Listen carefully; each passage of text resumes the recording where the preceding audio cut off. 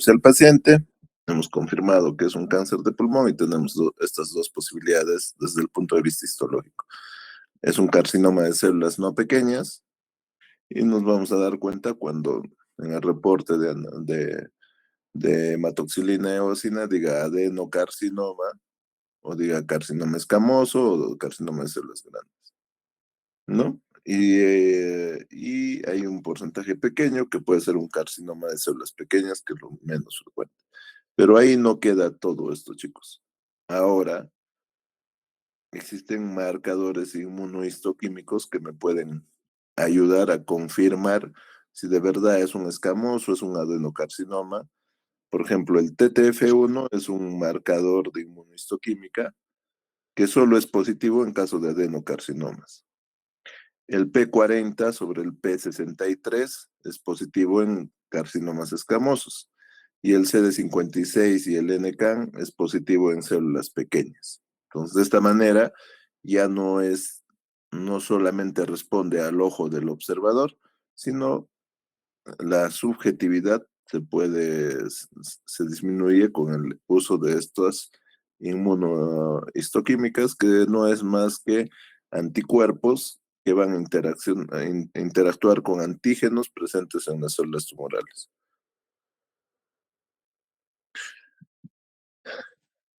Antiguamente solo llegábamos acá a determinar si es un adenocarcinoma, es un carcinoma escamoso, uno de células grandes o es un carcinoma de células pequeñas.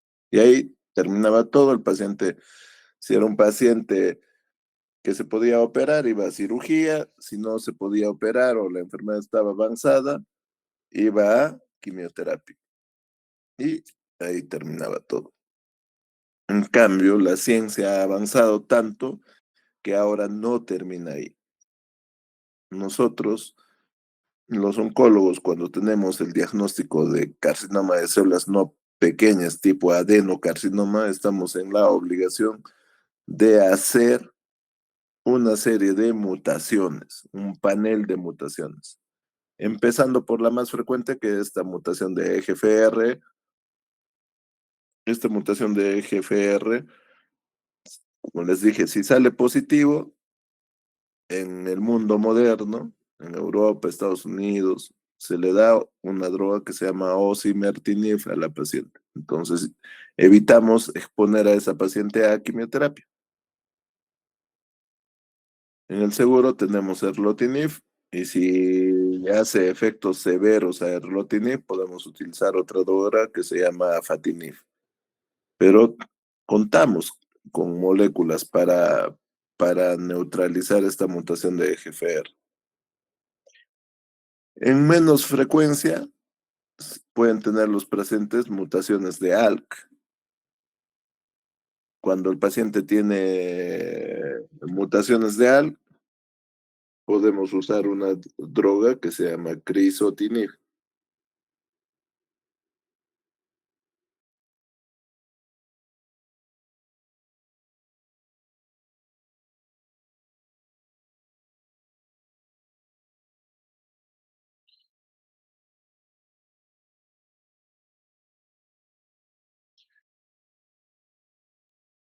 ROS1, también hay medicamentos para ROS1. Para BRAF 600C también hay medicamentos. Para estas drogas también hay medicamentos, pero son mutaciones mucho menos frecuentes. Prácticamente es equiparable a decir que son como enfermedades huérfanas. Y también actualmente en el mundo moderno se puede hacer a partir de una muestra del paciente, o también, sobre todo en muestras de pacientes, se puede hacer un examen que se llama NGS, Next Generation Sequencing, ¿ya? Que es parecido a un antibiograma, ¿no? Donde sale la bacteria y sale la sensibilidad para qué antibiótico es sensible esa bacteria, o si es resistente. De la misma manera, A través de esta prueba yo puedo detectar todas las mutaciones presentes en el paciente. Y de acuerdo a las mutaciones, te sale un panel de alternativa de tratamientos.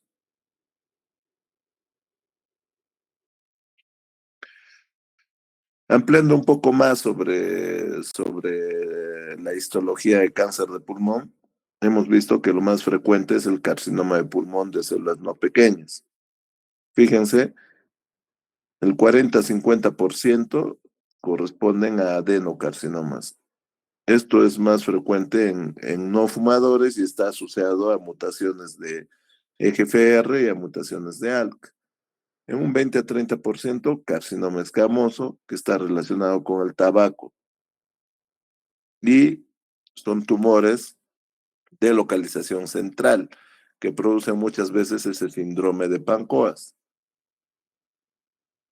El carcinoma de células grandes, un 10%, es agresivo y es pobremente diferenciado.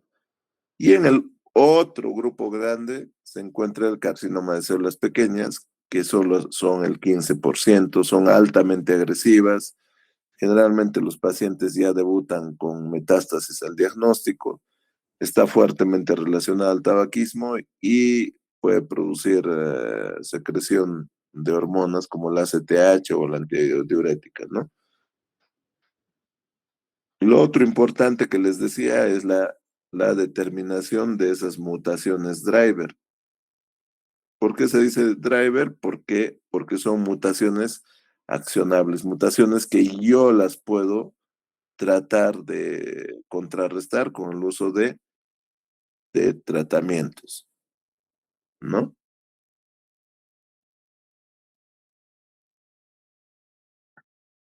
Entonces, estas mutaciones son importantes porque me van a permitir la utilización de medicamentos que son inhibidores de tirosinquinasa.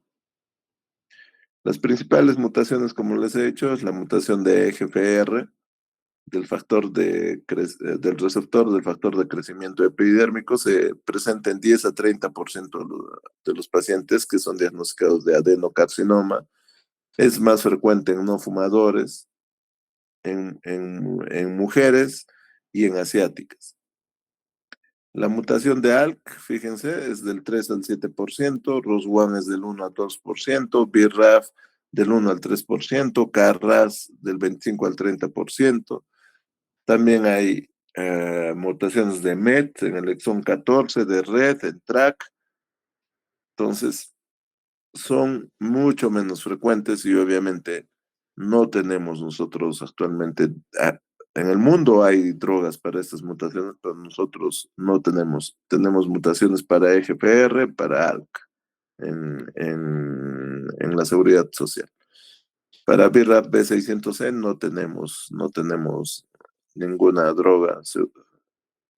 En colon hay una nueva droga que surgió para esta mutación porque también se presenta en colon, que es el encorafenib.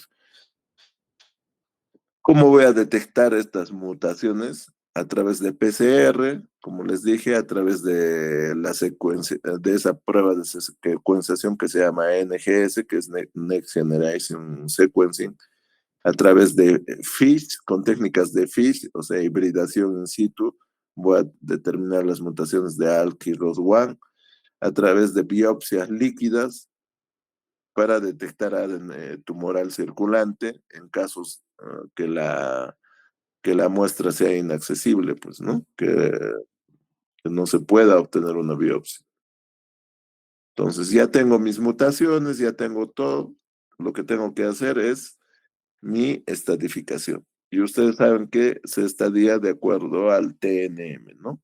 T de tumor, N de ganglios y M la presencia de metástasis. T es el tumor primario, ¿no? Donde ha nacido el cáncer. Y tenemos todas estas opciones, desde T1 hasta T4, ¿no? T1 es un tumor menos de 3 centímetros, sin invasión aproximada al bronquio lobar. T1A, del T1A al T1C, el tamaño, ¿no? Es un tumor de 2 a 3 centímetros, el T1A menor e igual a 1 centímetro. El T2 es un tumor entre 3 y 5 centímetros.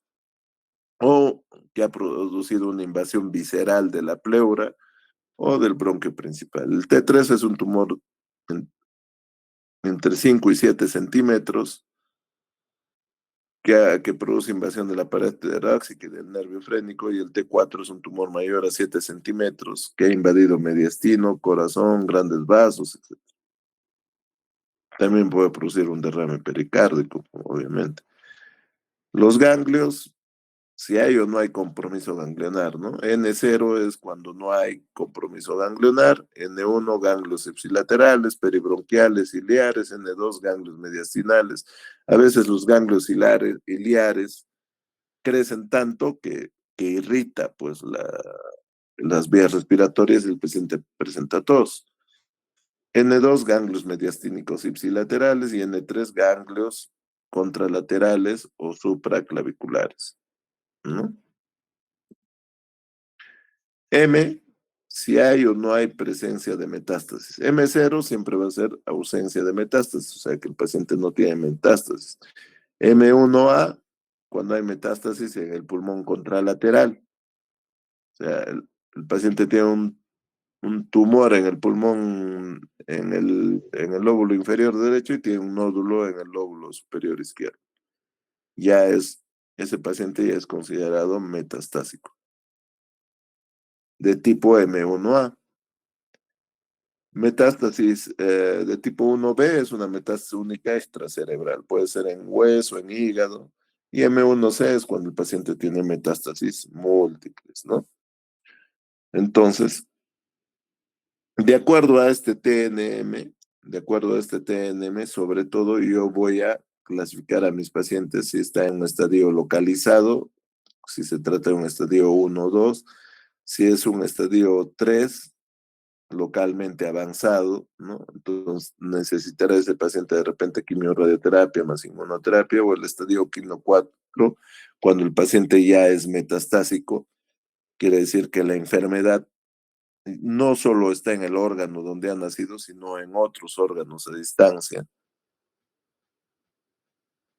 Y a diferencia de la estadificación del carcinoma de pulmón de células no pequeñas, el carcinoma de pulmón de células pequeñas solo se clasifica en enfermedad limitada y enfermedad extensa. Extensa obviamente es una enfermedad avanzada que requiere quimio-inmunoterapia, que es una modalidad de tratamiento para el cáncer.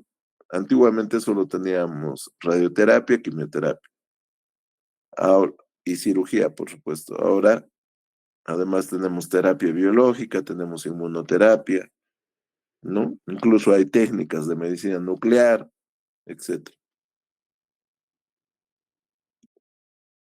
Fíjense cómo es un nódulo neoplásico, es un nódulo espiculado, ¿no? Espiculado, medio irregular. Fíjense. Entonces, este nódulo es sospechoso de cáncer de pulmón. ¿Cómo lo podemos abordar? Imposible que entremos pues acá con una biopsia con guía tomográfica porque vamos a producirle de repente un neumotórax al paciente. La única manera de abordar a este paciente, yo pienso, en el caso de este paciente, es con una toracotomía, ¿no? Con una toracotomía mínima más biopsia o más exéresis del nódulo de repente. Entonces, fíjense, nosotros primero miramos el T, luego evaluamos el N y luego evaluamos el M. Y de acuerdo a eso, de acuerdo a eso hay posibilidades, ¿no? Estadio clínico 1 son todas estas posibilidades, desde el T1A, T1B, T1C, N0, M0. El estadio clínico 2 es un T2B, N0, M0. 2B si tiene estas condiciones mi paciente. 3A si tiene estas condiciones. 3B si tiene estas condiciones. Y esas condiciones obviamente las voy a sacar de esto.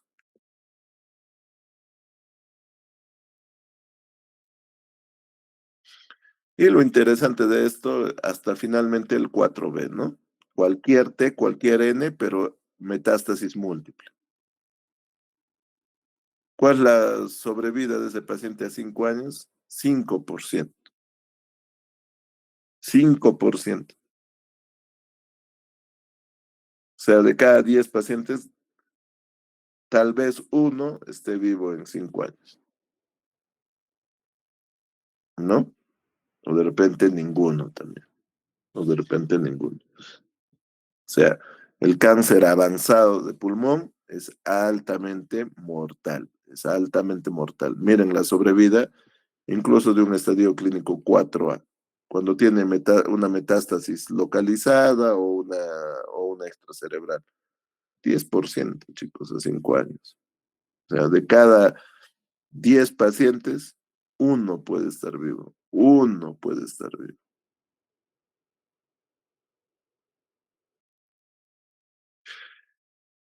Esto les traje para que vean cómo se ve un PET-CT, una imagen en PET-CT. Fíjense, esto es una tomografía sin FDG, ¿no?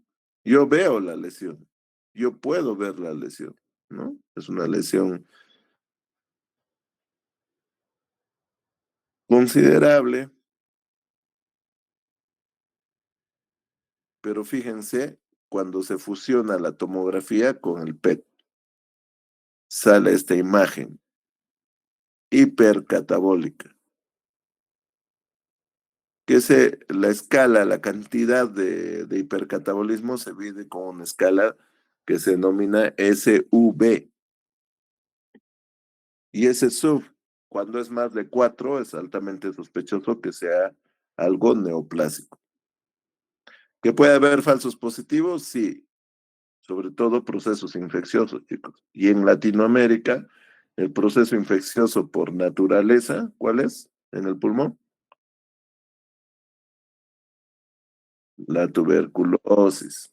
Entonces puede darnos un falso positivo en caso de tuberculosis. Para ello es bueno la anamnesis, chicos, la anamnesis, ¿no? Y obviamente la localización de las lesiones, pues la tuberculosis más afecta a los ápices, ¿no? Los ápices, no los lóbulos superiores. Fíjense. Entonces, si nosotros le damos, lo operamos a este paciente, se ha hecho una resección de la lesión, después de la cirugía se debería hacerle otro PET-CT para de esa manera ver que ya no hay actividad hipermetabólica en esa zona o en algún ganglio mediastinal.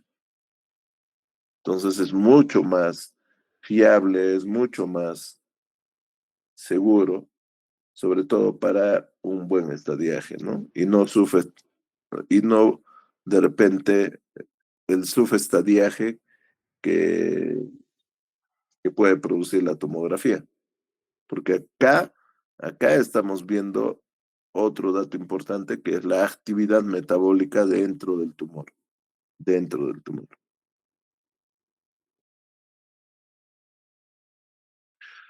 Este es, como les decía, el estadiaje del cáncer de pulmón de células pequeñas no responde al estadiaje convencional, sino que se agrupa a los pacientes en pacientes con enfermedad limitada o con enfermedad extendida. Limitada cuando está confinada a un hemitórax, ¿no?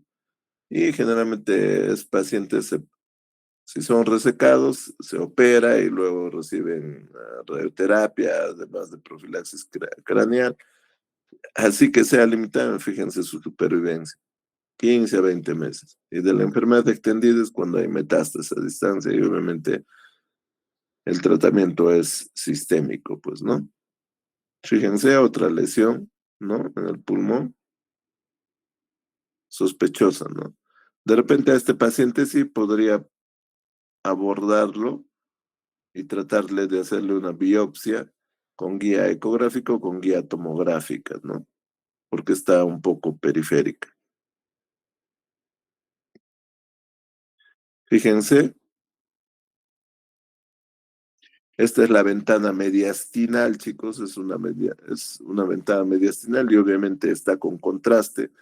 En la ventana mediastinal voy a poder valorar mediastino, estructuras óseas y partes blandas. Entonces, yo al valorar mediastino me encuentro con esta lesión, ¿no? Fíjense, esta lesión irregular, esta otra lesión irregular, es una lesión parailiar derecha. Entonces, ¿cómo puedo abordarlo a través para obtener una muestra, una biopsia, por una broncofibroscopía? Porque fácilmente puedo llegar a esta zona con broncofibroscopia. Y esta es la ventana parenquimal de esta misma lesión. Y, oh sorpresa, aquí está la lesión hiperdensa, hiperdensa. Y fíjense la disposición de los vasos linfáticos. A esto se conoce como linfangitis carcinomatosa. Es una linfangitis carcinomatosa, chicos. Entonces, obviamente los pacientes cuando están en este estado están disneicos, tienen ortofnia.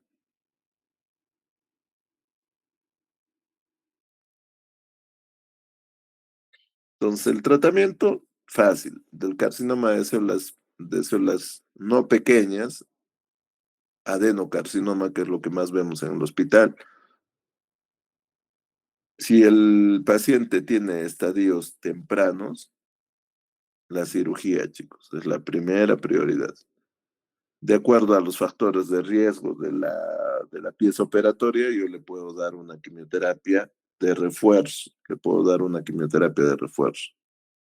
Si es un estadio clínico 3, le puedo dar una combinación de radioterapia con quimioterapia, más menos el empleo de inmunoterapia, como es el durvalumab, que es una droga nueva. Y en estadios avanzados, tengo que darle, como la enfermedad es sistémica, tengo que darle un tratamiento sistémico, sea este oral, sea endovenoso, o un tratamiento dirigido, o un tratamiento target, si he demostrado la presencia de alguna de las mutaciones que les he mencionado a mi paciente. Como les dije, si tengo mutación de GFR, lo más indicado es osimertinib. Nosotros no ponemos esta droga, chicos, es una droga muy cara. Estamos hablando de casi 50.000 soles mensuales. Imagínense, 50.000 soles cada mes.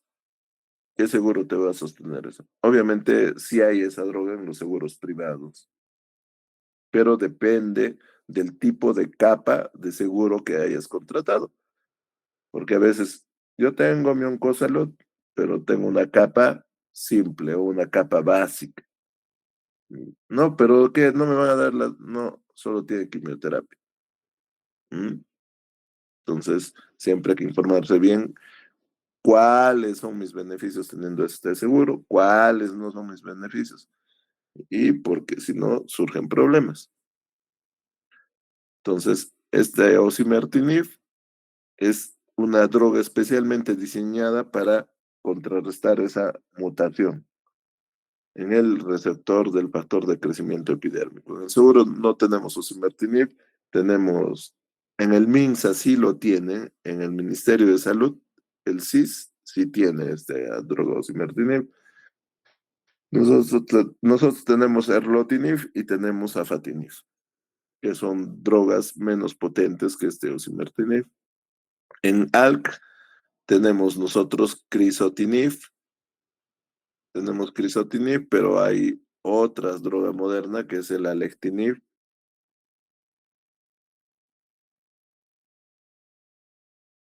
En ROS1, el entrectinib se utiliza cuando hay mutación de ROS1, pero como hemos visto, la cantidad de pacientes con esa mutación es baja, pues, ¿no? El 1%, imagínense. También tenemos inmunoterapia. Inmunoterapia, tenemos drogas anti-PD1, anti-PD1 y anti-PDL1, como el pembrolizumab, el nivolumab. que siempre se utilizan asociados a quimioterapia.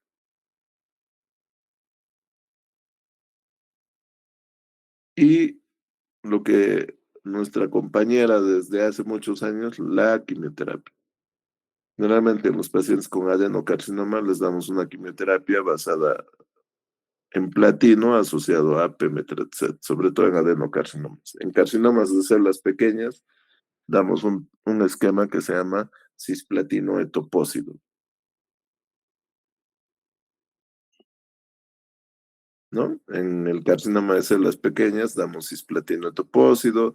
Si su, si su estado funcional del paciente no es tan bueno, de repente le damos carboplatino en vez de cisplatino, inmunoterapia, atezolizumab cuando hay enfermedad extensa, o irradiamos el cerebro profilácticamente para, para que no se presenten metástasis encefálicas. El pronóstico, el pronóstico es mejor del carcinoma de pulmón de células no pequeñas, tiene mejor sobrevida, sobre todo en estadios tempranos, chicos, miren. Imagínense, si nosotros hacemos un screening sobre las personas que de verdad tienen un factor de riesgo alto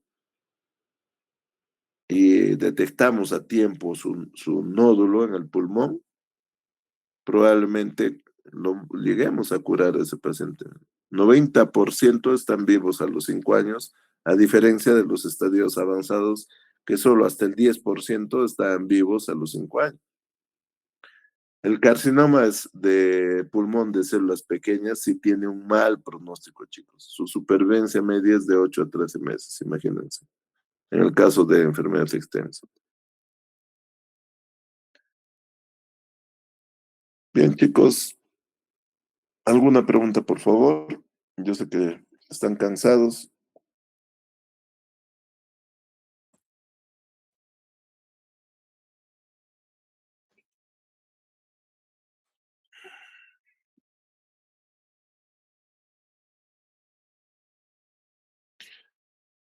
El cáncer de pulmón es el único cáncer que produce estos síndromes paraneoplásicos.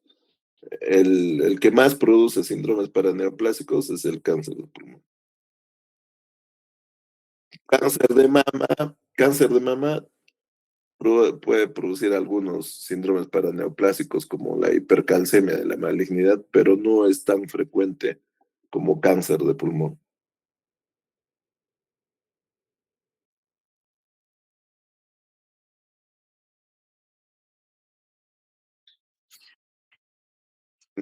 Mm, sobre todo, varía de acuerdo al tipo histológico. Si es el carcinoma escomoso, por ejemplo, el síndrome de Pancoas. Y si es el carcinoma de células pequeñas, también el Eaton Lambert.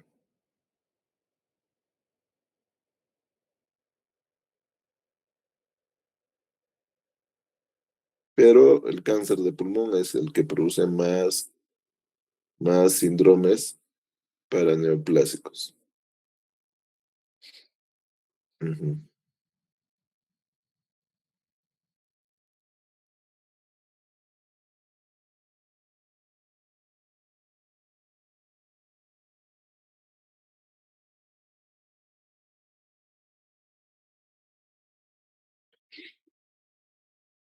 ¿De cuántos? Si es un nódulo menos de 6 milímetros, ¿ah? Milímetros, o sea, que es un poquito más de medio centímetro, a esos pacientes le podemos hacer una tomografía en 2 meses. Si vemos que ha aumentado de tamaño, ya no está, digamos, en 6, sino está en 8. Ah, no.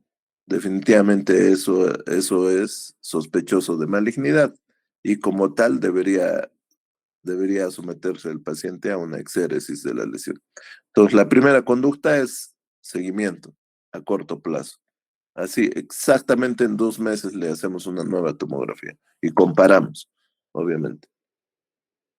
Si hay crecimiento tumoral, Si hay crecimiento de la lesión, inmediatamente tiene que someterse a exéresis de lesión.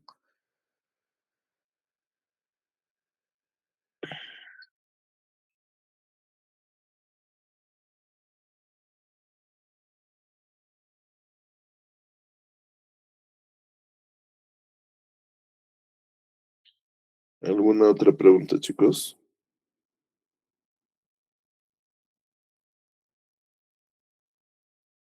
Doctor, disculpe, respecto a las metástasis, en lo que vendría a ser metástasis esqueléticas, ¿es más hacia la zona de lo que sería la vértebra o en general a cualquier otra zona? No, las metástasis de pulmón, sobre todo son contralaterales y a encéfalo, sobre todo eso.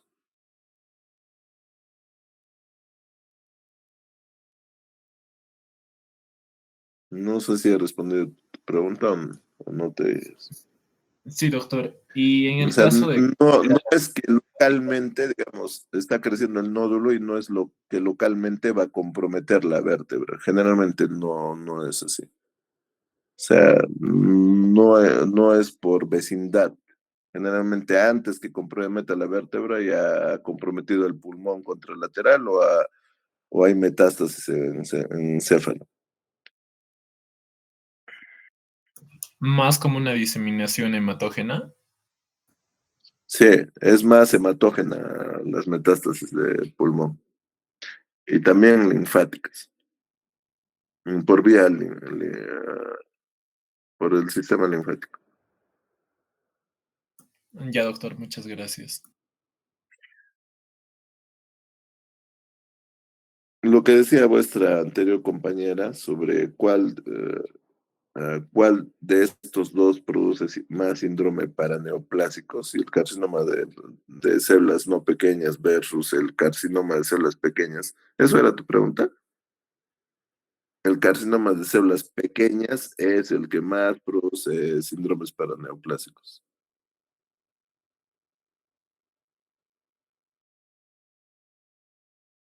Es el que más produce.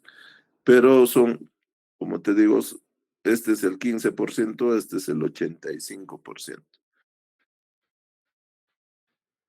O sea, la posibilidad de ver un cáncer de células pequeñas, un cáncer de pulmón por células pequeñas, la verdad yo en mi residencia he visto 3 casos y aquí en Cusco he visto, en los 5 años que estoy acá, 2 casos he visto. De ahí no he visto. Lo más frecuente, carcinoma de células escamosas, que sí he visto que produce pancoas. Y ahí se ve todo lo que significa ese síndrome paraneoplásico. Entonces, chicos, si fumen, dejen de fumar y hagan ejercicio, chicos. No es un buen consejero el cigarrillo. ¿Alguna pregunta, chicos? ¿Algo más? Cambien los estilos de vida de sus familiares, que hagan deporte. El deporte es lo único que ha demostrado que disminuye el riesgo no solo de cáncer de pulmón, sino de todos los cánceres, chicos. Porque ya saben que incrementa la inmunovigilancia y disminuye la inflamación.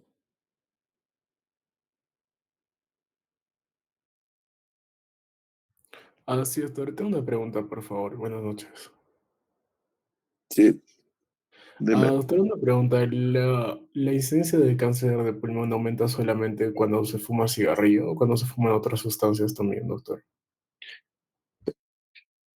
Hay sustancias propias, pero el humo del tabaco es el que más carcinógenos tiene, es el que más carcinógenos tiene. Pero también hay sustancias derivadas de la combustión, entre del papel, por ejemplo, el- del cigarrillo.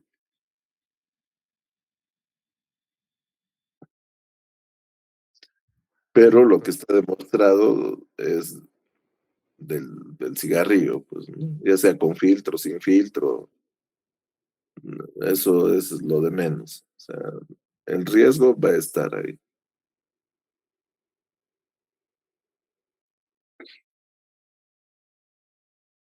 Y también el cigarro, por ejemplo, el riesgo no disminuye si ustedes fuman cigarrillo electrónico, por si acaso, eso ya se ha demostrado también. O sea, el humo es el humo, sea de cuál, sea, sea de la procedencia que sea, el tabaco, la nicotina. O sea, si fuman otras cosas, pienso que igual el riesgo va a estar, pues, ¿no? Porque siempre se va a producir humo, pero obviamente no serán las mismas sustancias, pero sí va a haber, yo pienso siempre va a haber carcinógenos en mayor o en menor medida. Recuerden que el humo del cigarrillo tiene 70 carcinógenos. Que tengan que se fume otras sustancias, yo pienso que lo que puede disminuir es el número de carcinógenos, pero, o sea, siempre va a haber un riesgo.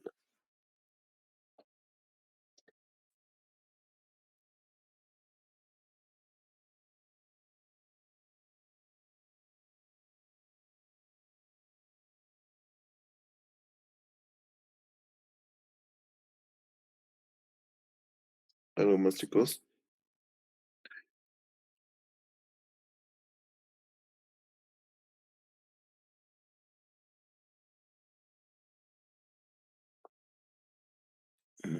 Nos vemos, chicos. Cuídense, por